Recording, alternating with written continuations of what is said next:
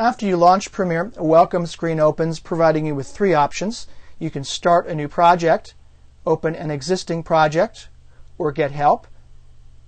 For now, let's open a new project and then go through the steps in setting up your workspace. Once you choose this option, the new project dialog opens.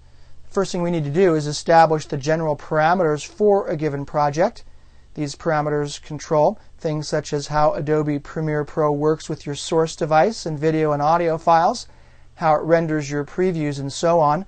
All the project settings that you'll establish here apply to the whole project, and most can't be changed after a project is created. Notice that the dialog is divided into two tabs, Load Preset or Custom Settings. Presets contain groups of project settings. Premiere Pro ships with a variety of these already included, organized into categories here: DV24P, DV-NTSC, DV-PAL, HDV, and then mobile and devices. And most of these contain options within those groups. Presets are simply groups of project settings. Notice that for each one there's a description over here and then a general summary of what those project settings entail for that selection. These presets contain the correct project settings for most typical project types. When creating a new project, you can either select from among the standard presets here or customize a group of project settings and then save the customized group as a custom preset. That's where this Custom Settings tab comes in. If you want full control over almost all of the project's parameters, you'll want to start a new project and then customize the presets right here in the Custom Settings tab. After you begin working on a project, you can review your project settings, but you can only change a few of these settings.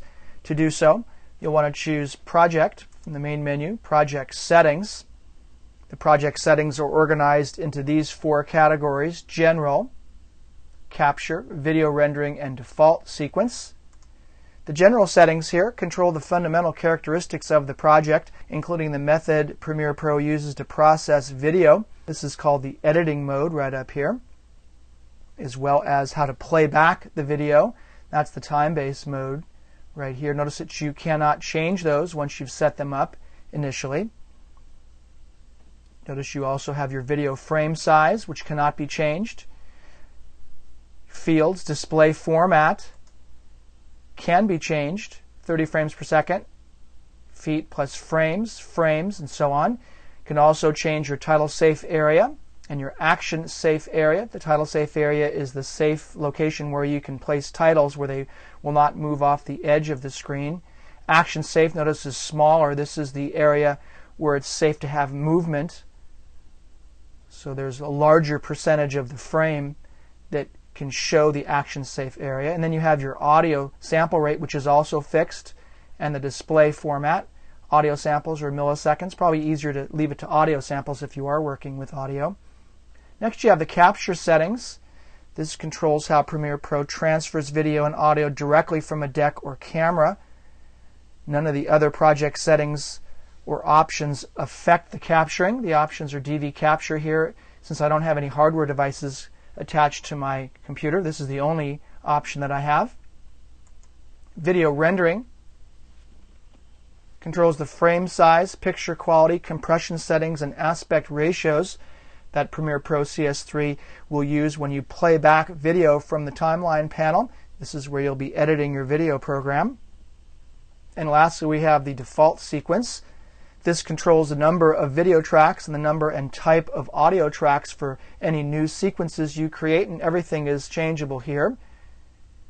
The video setting will set up how many video tracks are available in a new sequence. The audio allows you to set your master audio track to mono, stereo, or 5.1 surround sound, and then establish the number of mono, stereo, and 5.1 tracks are available, as well as your submix or mono submix, stereo submix, and 5.1 submix channels. Now, if you need to change project settings that are unavailable, You can create a new project by choosing File, New, Project, and then import the current project into the new project. And with the new project, you go ahead and make the changes that you need. Now, if you do import the current project into a project with different frame rates or audio sampling rates, check the video and audio edits carefully. Although edit positions made under the old settings are preserved, they may not synchronize precisely with the new settings. Edits or changes you make after importing are synchronized with the new settings. So those settings you need to be careful about are the audio sampling rate. That should match. Also, I found that the frame size is very important, that you keep that consistent. So you want to change your editing mode to desktop, and then go ahead and enter in the frame size that you used in the other project. Let's say 800 by 600.